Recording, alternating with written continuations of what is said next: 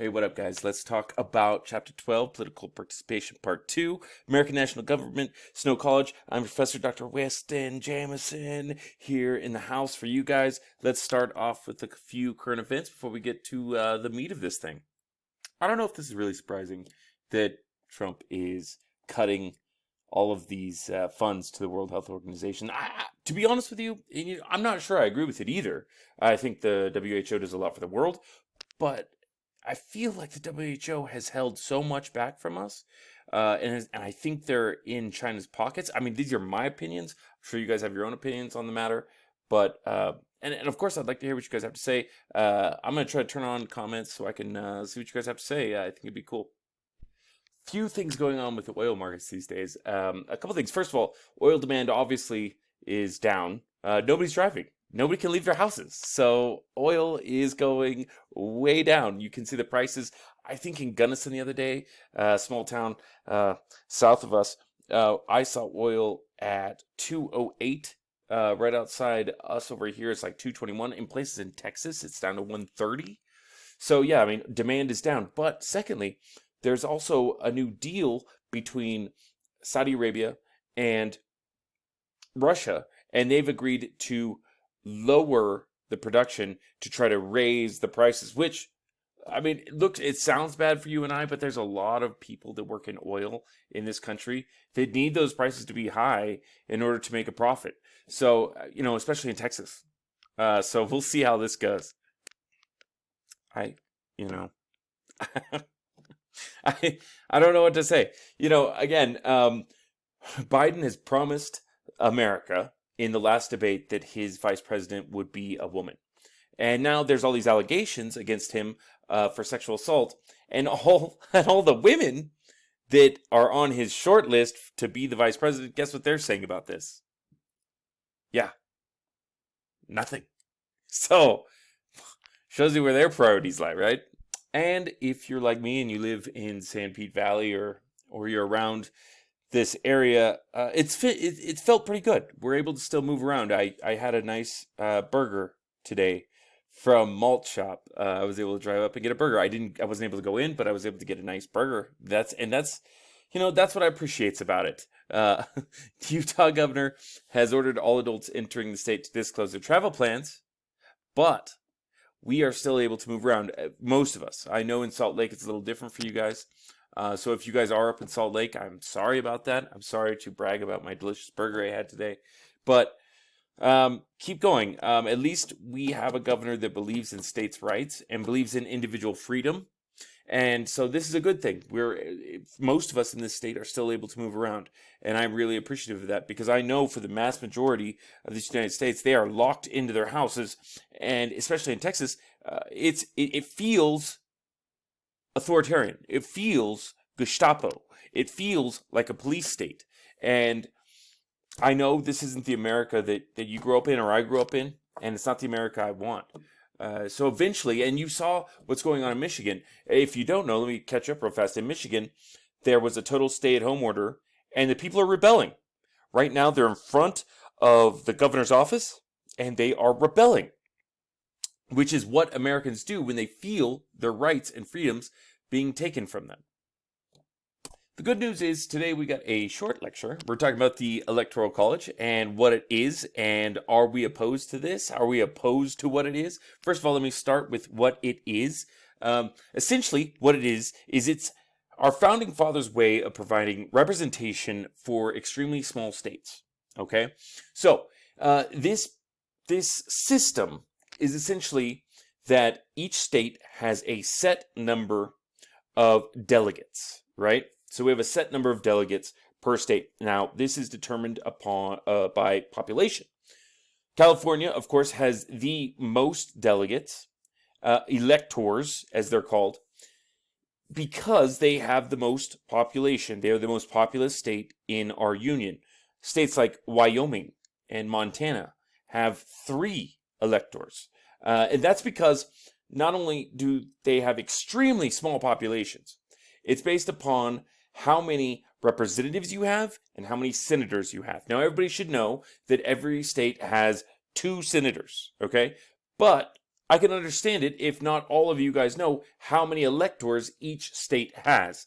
I can tell you right now, Utah has 6 electors. That is 2 senators and 4 representatives. Texas has 38. I think it's 38. So here's it allows for the small states to still have some voice without having a large population. Now, should we be opposed to this? Well, that is a question. Some people are and some people are. Some people are not. And we'll get into that a little bit deeper. Let me show you some maps. Here is the Electoral College Map. You can see here that California, again, has 55. Utah, 6, right?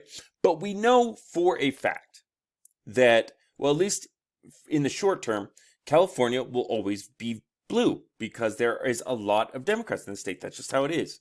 Oregon and Washington, also blue. They own this coastline. Places like New York and this panhandle up here, the old country, so to speak, will always go blue.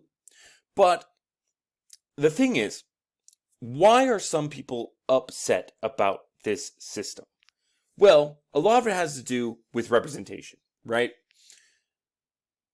The people that are really upset about this are typically Democrats because, well, and that's justifiably so, because over the last 20 years, they've lost 2 elections for president in which they have won the national popular vote. Vice President Gore in 2000 won the popular vote, and Hillary Clinton in 2016 won the popular vote. Now, neither one of those people became president of the United States, and that's because they lost the Electoral College. Okay? Now, again, this is 2016. While Hillary Clinton won more votes in total than Donald Trump, we can see here that Trump, in terms of the states that he won, blew out Hillary Clinton. Now, this was not supposed to happen, but it did. And you can see here why perhaps why the Democrats are so upset about the electoral system and believe that it might be better. It might be a better system for the country to go on more of a proportional representation vote. And let me kind of explain to you guys what they're talking about there. Now, what they've tried to put in place is something called the National Interstate Compact. And they're only a few states away from getting this thing passed, which would take away the Electoral College. Now, here's how it works. It provides that proportional amount of the state's vote goes toward the candidates. So let's use Utah for an example. Again, Utah has 6 Electoral College votes, right? Okay. Now, if 66% of the state voted Republican, then they would get 66% of our electors, which would be 4 electoral votes. If the other 33.3% voted Democrat, then Biden would receive 2 electoral votes. Now, right now, it is not like that. It is a winner-take-all system. I repeat, the Electoral College is a winner-take-all system. If the Democrats win by 1 vote in the state, they get all of the votes, all of the electoral votes of that state. People see that as being unfair, not representing the people that voted for, let's say, Biden in our state. Those 2 votes would go to the Republicans instead of going to Biden. So it's a really interesting thing, but here's the reason why they do it. I'm going to go back to that first map. Now, as I mentioned before, these states right up here, they are going to go blue. We know that. We know that Oklahoma and Texas, pretty much for the most part, they're going to go red. And Utah's going red. Now, there are some states, however, just a few, about 12, that are kind of toss-up states. Now, that state's this one right here, Florida. We have Ohio is a big toss-up state. Colorado, even little Nevada here. Toss-up states. And what ends up happening is for the general election, we see the candidates going for and campaigning in these states and these states only. Now, it feels a little unfair that the rest of America doesn't get a visit from a potential presidential candidate. As a matter of fact, I have a map for that. Now, this is the states based on the campaign events in 2012. You can see that those that were going, which I believe was Obama and Mitt Romney, I believe. Maybe not. Mitt Romney. You could see that they were only visiting a few states. And these are just the states that are, that are contested. So if you don't live in a contested state, you don't get a visit from the candidates. And therefore, all the money being spent are spent on these people right here. And you can see that most of these people live in this part of the world. Only Nevada, Colorado, Iowa, Wisconsin, these people get visits and nobody else. I don't know. What are your thoughts on that? I'd like to hear what you guys have. Here's a map of all the campaign visits from 2016. Utah got one, and I bet you it was from President Trump. California only got one, and I bet you it was from Hillary Clinton. You know, there are states that receive zero, but look at these states. Look at these quote unquote battleground states. They are receiving lots and lots and lots of campaign visits from potential candidates, which is interesting. Now, moving on from the Electoral College and maybe back to where we left off last time, unconventional participation. I didn't give you guys a definition. I want to be able to give you guys a definition. That way you know this for the exam. The definition is this, as thus, relatively uncommon behavior that challenges and defies government channels or the dominant culture. I think these are important. That was a picture of Rosa Parks. This is another picture of Rosa Parks. You can see that she always has a sunny disposition on her face, which is good because when you protest and you try to do what you believe in, you're going to feel good inside. I want to tell you that unconventional participation can be peaceful. We've seen this with Gandhi, Dr. Martin Luther King Jr., and of course, the lovely Rosa Parks. But what I told you guys last time was boycotting was by far the most important thing. I want to get you a definition for boycotting. It is a group that refuses to buy a product as economic punishment. Boycotting is economic punishment, and you would not believe how strong and important it is. It is much stronger than any vote that you have. And while there are demonstrations and boycotts and petitions that are peaceful, unconventional participation, there are also demonstrations that can be violent. Now, I want to be the first to say I'm just not for it. I don't believe that violence is ever the answer. And I think that you can do more things that are more powerful and can collect more people. Because remember, collective action is key for anything you do that revolves around participation. Now, these two groups, Antifa and the alt-right, over the past years, we've seen nothing but violence from these people. In Charlottesville, a few years back, in 2017, I believe, the alt-right literally ran over a woman and killed her. In Antifa, you can go on YouTube and see video after video after video of these people smashing people in the face. And they act like mobs just so to silence you.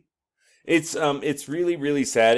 And we can see that there's a lack of free speech on some university campuses right now. Right now, I guarantee you, Snow College is doing everything they can to make sure that there is a large and just unfettered amount of free speech on campus. We are doing absolutely nothing to try to block free speech. And if you do see us, any administrator, faculty, anything, trying to shun free speech, bring it to my attention.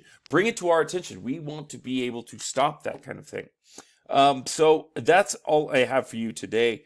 I want to make sure that you guys take your quiz this weekend and, like, comment, subscribe, I will see you guys on Monday, and we will do this again.